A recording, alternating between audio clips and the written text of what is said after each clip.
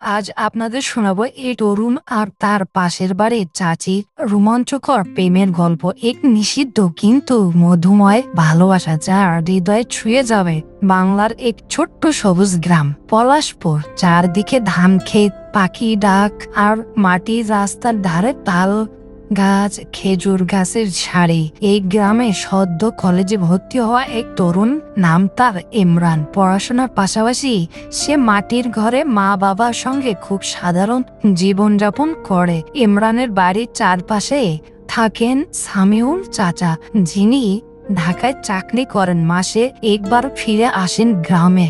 আর থাকেন তার স্ত্রী রুবিনা চাচি।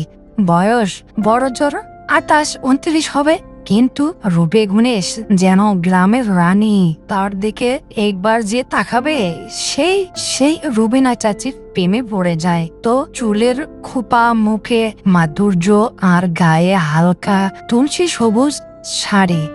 ইমরানের চোখে রুবিনা চাচি যেন মেঘলা দিনের এক রোদেলা সকাল। একদিন দুপুরবেলা বাড়িতে কেউ নেই, মা গেছে হাটে। ইমরান উঠানে বসে বই পড়ছিল। হঠাৎ পিছন থেকে চাচি ডাক, ইমরান, তোমার মা কি হাটে গেছে? ইমরান ঘুরে তাকালো। চাচি একটা পাতলা গোলাপি শাড়ি পরে দাঁড়িয়ে, হাতে আমের রস। হ্যাঁ চাচি, মা হাটে গেছে, আসেন বসেন। চাচি পাশে এসে বসলেন। এই রস তোমার জন্য এনেছি, গরমে তো একদম শুকিয়ে যাচ্ছ। ইমরান তার দিকে তাকিয়ে রইল কিছুক্ষণ। চাচির মুখে এক অদ্ভুত কোমল হাসি, চোখে মায়া। সেই মুহূর্ত থেকেই শুরু হয় এক নিঃশব্দ ভালোবাসার গল্প। কঠিন হঠাৎ বিকেলে ঝুম বৃষ্টি। ইমরান ছাউনির নিচে দাঁড়িয়ে চাষি পাশের বারান্দায় থেকে বললেন, এই বৃষ্টিতে ভিজে যাবে, এসো ভেতরে। ইমরান একটু লজ্জায় ভেতরে গেল। চাচি চুল খোলা করে দাঁড়িয়ে আছেন। ভেজা শাড়িতে শরীরের রেখাগুলো স্পষ্ট দেখা যাচ্ছে। ইমরানের চোখ আটকে যায়। চাচি হালকা হেসে বললেন, এই বয়সে ছেলেরা খুব সহজে চোখ হারায়। ইমরান লজ্জা পেয়েও চাচির কণ্ঠে মায়া ছিল। সেদিনের সেই মুহূর্ত তাদের মধ্যকার দূরত্ব কমিয়ে দিল অনেকটা। দিন যেতে থাকে। চাচির ছোট্ট খাটো হাসি, ইমরানের মুখে পানি দেওয়া, রাতে রান্না করে রেখে যাওয়া, সবকিছুতে যেন এক অদ্ভুত টান। একদিন সন্ধ্যায় চাচির ঘরের পাশ দিয়ে যাওয়ার সময় হঠাৎ দরজার ফাঁক দিয়ে চাচির চোখে চোখ পড়ে। চোখ এক অনুরোধ, এক প্রশ্ন। ইমরান বুঝলো চাচি জানেন, সেও বোঝে। সেই রাতেই চাচি এক টুকরো কাগজ পাঠালেন, কাল দুপুরে কেউ থাকবে না, একবার আসো। পরের দিন ইমরান বুক ধুকপুক করতে করতে গেল।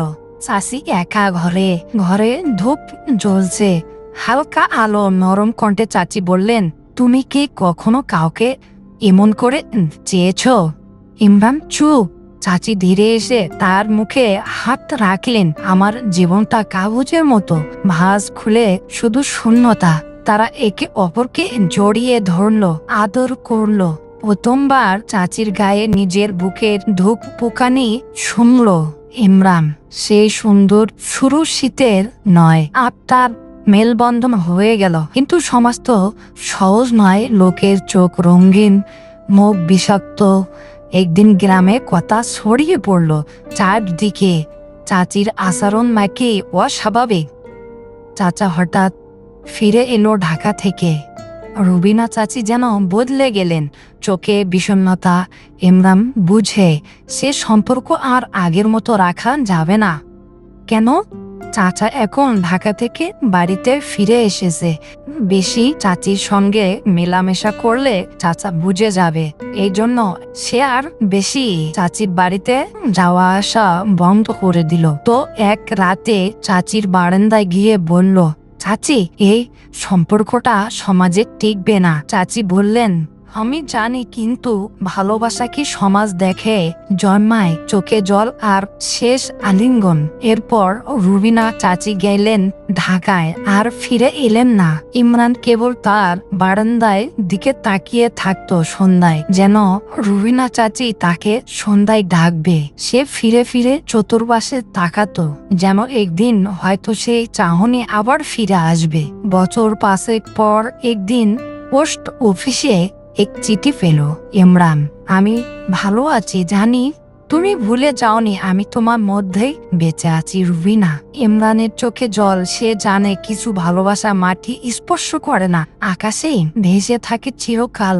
ইমরান এখন বিশ্ববিদ্যালয়ে পড়ে, শহরে থাকে, কিন্তু গ্রামে গেলে এখনো সেই পুরনো উঠান, তাল গাছ আর রুবিনা চাচির শূন্য বারান্দা যেন বুক চিরিয়ে দেয়। একদিন গ্রামের বাড়িতে ফিরেই সে তার পুরনো ঘরে চুপচাপ বসে থাকে। হঠাৎ তার চোখে পড়ে একটি শাড়ি, সবুজ পাতলা সুতির। চাচির গায়ে বহুবার দেখেছে এটা। সে শাড়িটা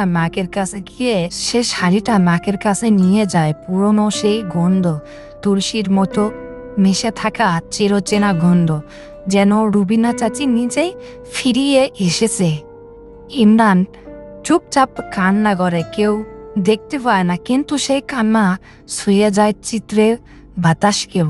শহরে ফেরার পর ইমরান স্বপ্নে দেখতে থাকে রুবিনা চাচিকে, সেই হাসি, সেই কোমল চোখ, আর বারবার বলা কথা, ভালোবাসলে থেমে যেও না।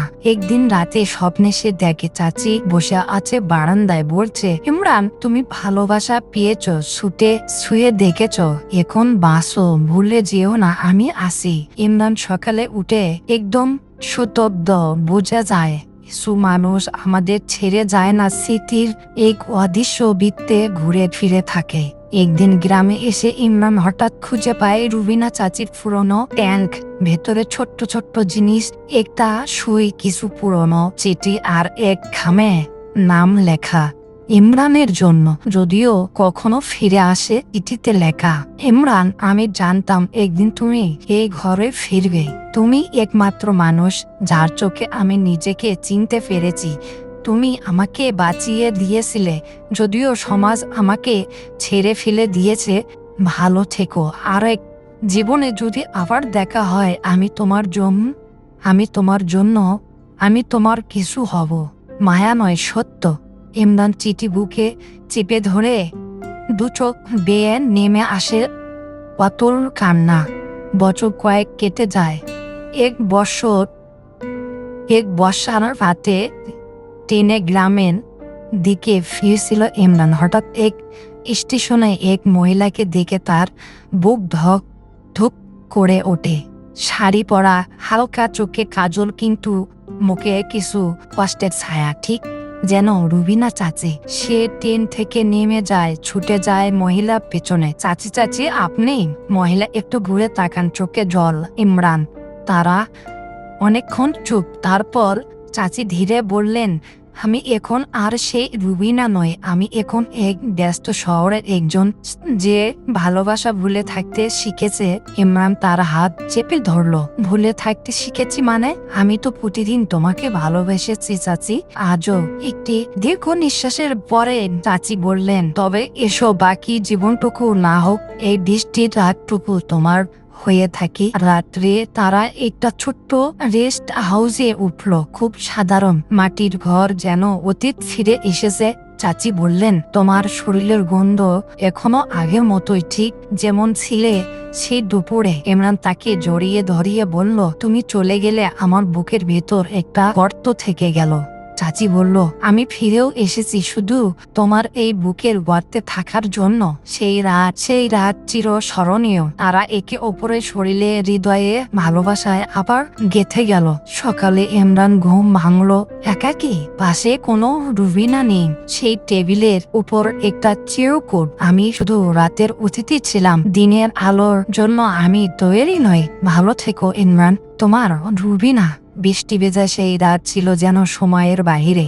শুধু ইমরান আর রুবিনা চাচির জন্য সাজানো এক পরিপাটি মুহূর্ত। চোখের ভাষায়, শরীরের উষ্ণতায়, নিঃশব্দ আলিঙ্গনে তারা একে অপরকে এতটা গভীরভাবে অনুভব করলো যেন পৃথিবীতে কোনো কিছু আর বলার বাকি নেই।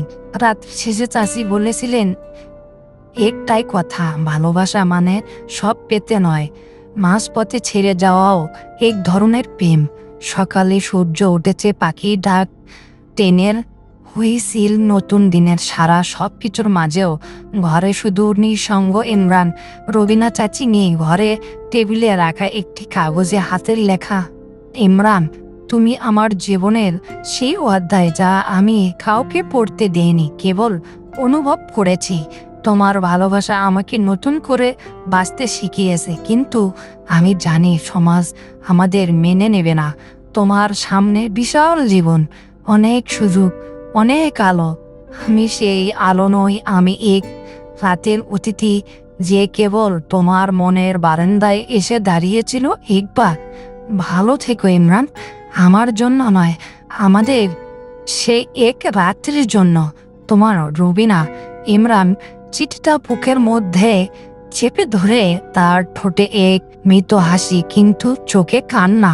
সে বারান্দায় বসে দাঁড়ায়, মাথার উপর রোদ, বুকের ভেতর অন্ধকার। তবুও সে জানে রুবিনা চাচি তার জীবনে এক অদৃশ্য ছায়া হয়ে থাকবেন। একটা চাহনি, একটা স্পর্শ, একটা গভীর রাতের নীরব প্রতিজ্ঞা হয়ে। সব ভালোবাসা শেষ হয় না বিচ্ছেদে, কিছু ভালোবাসা থাকে শুধুই মনে, এক রাতের মতো অতিথি হয়ে। এই ছিল ইমরান ও রুবিনার এক নিঃশব্দ, নিষিদ্ধ কিন্তু মধুর প্রেমের গল্প। সমাজ যাকে মেনে নেয়নি, কিন্তু হৃদয় যাকে কোনোদিন ভুলতে পারেনি। যদি এই গল্প আপনাদের মন ছুঁয়ে যায়, তাহলে ভিডিওটি লাইক দিন, চ্যানেলটি সাবস্ক্রাইব করুন, আর কমেন্টে জানিয়ে দিন ভালোবাসা কি সত্যি সব বাধা মেনে চলে। আমরা অপেক্ষা করছি আপনার অনুভূতির জন্য। দেখা হবে পরের গল্পে। আল্লাহ হাফিজ।